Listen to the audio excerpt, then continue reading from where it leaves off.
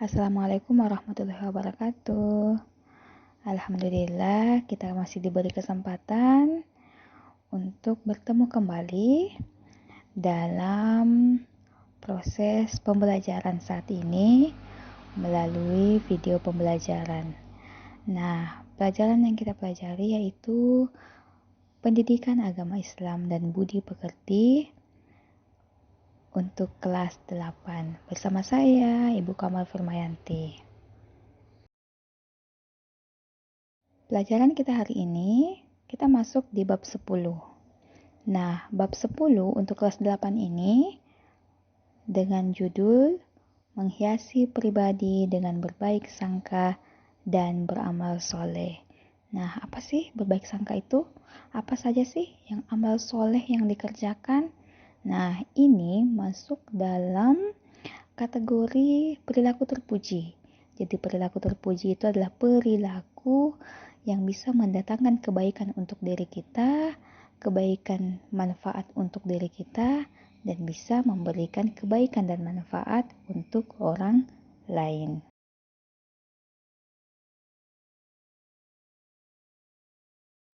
Nah, adapun kompetensi dasar yang akan kita pelajari hari ini, yang pertama adalah KD 1.8, meyakini bahwa beramal soleh dan berbaik sangka adalah ajaran pokok agama. KD 2.8, memiliki sikap gemar beramal soleh dan berbaik sangka kepada sesama. KD 3.8, memahami makna perilaku gemar beramal soleh dan berbaik sangka kepada sesama. Dan KD 4.8, menyajikan contoh perilaku gemar beramal soleh dan berbaik sangka kepada sesama.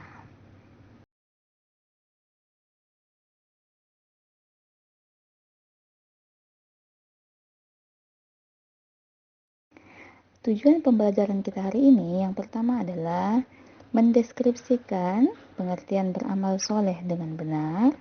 Yang kedua, menunjukkan dalil beramal soleh dengan benar. Yang ketiga, menunjukkan contoh perilaku beramal soleh dalam kehidupan sehari-hari dengan benar. Dan yang keempat, berperilaku beramal soleh dalam kehidupan sehari-hari dengan benar. Dan yang kelima adalah menjelaskan manfaat beramal soleh dengan benar.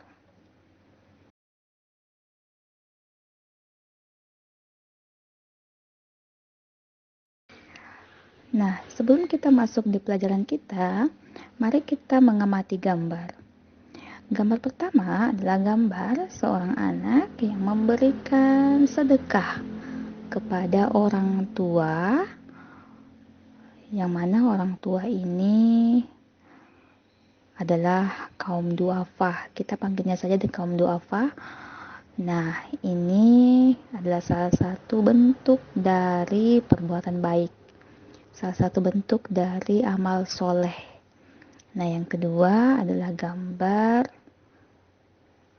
dua orang anak yang sedang mencium tangan kedua orang tuanya. Nah, ini adalah salah satu bentuk dari sikap amal soleh, yaitu amal soleh terhadap sesama manusia yang masuk dalam kategori amal soleh terhadap orang tua.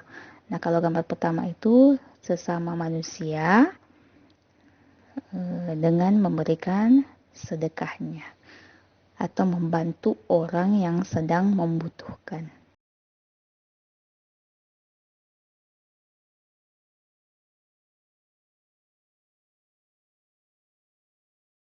Oke, kita masuk di pengertiannya. Dari pengertiannya, yang pertama adalah amal.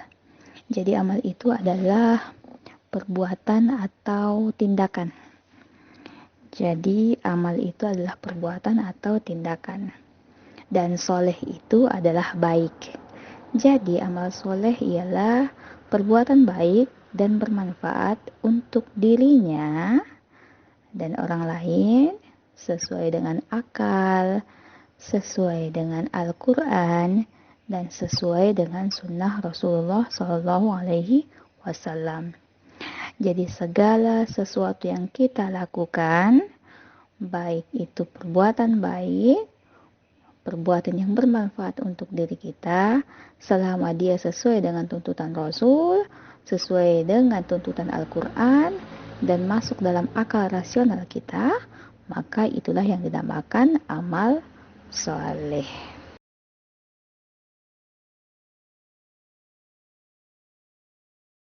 Nah, adapun dalil kenapa sih kita harus melakukan amal soleh? Apa sih dasarnya kita melakukan amal soleh? Kenapa amal soleh itu dikatakan sebagai perbuatan yang bermanfaat dan berbaik untuk kita? Nah, kita lihat di dalam Al-Quran, karena Al-Quran adalah rujukan kita sebagai umat Islam, maka pedoman kita mengambil dari situ. Apa dalilnya? Yaitu surah Ar-Ra'd ayat 29. Mari kita baca bersama-sama. A'udzubillahi minasyaitonirrajim.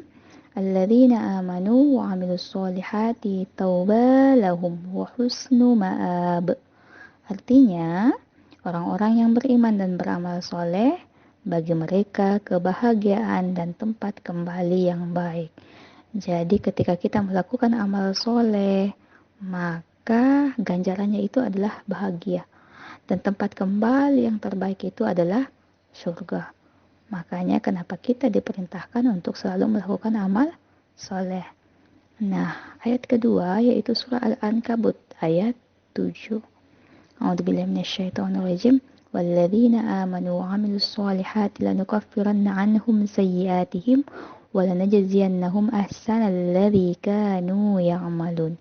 Artinya, dan orang-orang yang beriman dan beramal soleh, benar-benar akan kami hapuskan dari mereka dosa-dosa mereka, dan benar-benar akan kami beri mereka balasan yang lebih baik dari apa yang mereka kerjakan. Jadi ini adalah dalil kenapa kita diperintahkan untuk selalu melakukan amal soleh. Bayangkan ketika kita melakukan amal soleh, maka dosa-dosa yang kita kerjakan, Allah akan hapuskan. Dosa-dosa yang pernah kita kerjakan akan Allah hapuskan dengan amal soleh kita. Dan apa yang kita kerjakan akan Allah berikan balasan yang lebih baik dari apa yang kita kerjakan. Jadi setiap yang kita kerjakan itu Allah akan berikan yang lebih baik untuk kita.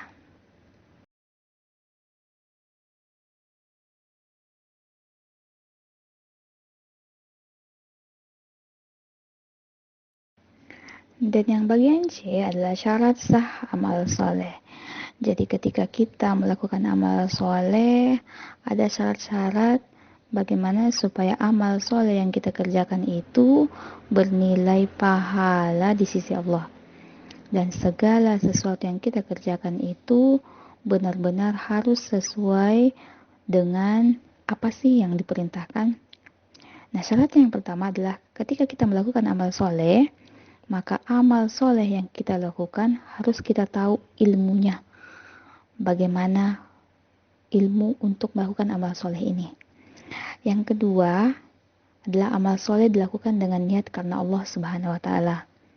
Dan yang ketiga adalah amal soleh dilakukan sesuai dengan petunjuk Al-Quran dan Al-Hadis. Jadi ketika kita melakukan amal soleh, apapun yang kita kerjakan, yang pertama dan utama adalah kita niatkan karena Allah.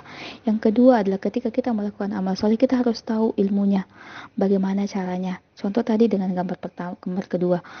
Di situ jelas gambarnya adalah tentang anak-anak yang berbakti kepada orang tua. Kita harus tahu ilmu untuk berbakti kepada orang tua itu seperti apa. Ilmu untuk memberi sedekah itu seperti apa. Karena kenapa? Ketika kita tahu ilmunya, diniatkan karena Allah, dan itu sesuai dengan petunjuk Al-Quran dan Hadis, maka setiap amal soleh yang kita lakukan insya Allah akan bernilai pahala, dan itu adalah syarat sahnya ketika kita melakukan amal soleh. Jadi ketika kita melakukan perbuatan-perbuatan baik, tidak hanya dengan perbuatan baik saja, tetapi harus betul-betul diniatkan karena Allah Subhanahu wa Ta'ala. Nah, bagian D adalah macam-macam amal soleh. Nah, yang pertama, amal soleh terhadap Allah Subhanahu wa Ta'ala, yaitu dengan menjalankan perintahnya, menjauhi larangannya. Jadi setiap apapun yang diperintahkan oleh Allah, maka harus kita kerjakan. Apapun yang dilarang oleh Allah, maka harus kita tinggalkan. Karena kenapa? Itu adalah bentuk amal soleh kita terhadap Allah. Jadi apa saja yang Allah perintahkan? Allah memerintahkan kita untuk sholat, maka sholatlah kita. Ketika Allah memerintahkan kita berpuasa pada bulan Ramadan, maka berpuasalah kita. Ketika Allah memerintahkan kita untuk membaca Al-Quran, maka bacalah Al-Quran itu. Ketika Allah memerintahkan kita untuk menjauhi segala bentuk keburukan, pahala yang besar oleh diri kita, maka tadi sudah dijelaskan bahwa apapun yang kita kerjakan, kenapa? Itu adalah salah satu bentuk dari amal soleh kita terhadap Allah Subhanahu wa Ta'ala. Dan pahala yang kedua adalah amal soleh kita terhadap manusia. Yang kedua, kita akan diberikan tambahan petunjuk. Yang pertama adalah birrul walidain selama berada di orang tua dunia, dan petunjuk ini mengarah pahala yang paling banyak kebaikan. Yang paling berat diberikan kehidupan yang baik dan layak. Berbakti kepada kedua orang amal soleh, Allah akan memberikan kehidupan yang baik dan layak betul-betul dan sangat. Jadi Allah akan memberikan kehidupan di dalam Al-Quran yang baik, sunnah Rasul, kehidupan yang bahagia. Karena kenapa? Orang tua adalah ketika kita melakukan amal soleh, maka Allah akan menghapuskan dosa-dosa kita. Orang tua adalah, dan kita akan dijauhkan dari kerugian, dari segala apapun bentuk keburukan kita, keluh kesah kita. Hanya orang tua yang mampu. Sekian video pembelajaran kita hari ini. Semoga apa yang disampaikan di dalam video ini bisa memberikan manfaat, bisa diaplikasikan dalam kehidupan sehari-hari, dan bisa meningkatkan keimanan kita kepada Allah Subhanahu wa Ta'ala, dan bisa memberikan segala bentuk petunjuk. Dan setiap apa yang kita kerjakan diniatkan karena Allah akan bernilai manfaat amal soleh kita dan orang lain. Oke, sekian video pembelajaran kita hari ini dengan ucapan Alhamdulillahirrahmanirrahim. Tidak memerlukan biaya pembelajaran hari kita hari ini dan tidak mengeluarkan tenaga. Di sini. Assalamualaikum warahmatullahi wabarakatuh. Jadi ketika kita memberikan senyuman kepada sesama saudara kita,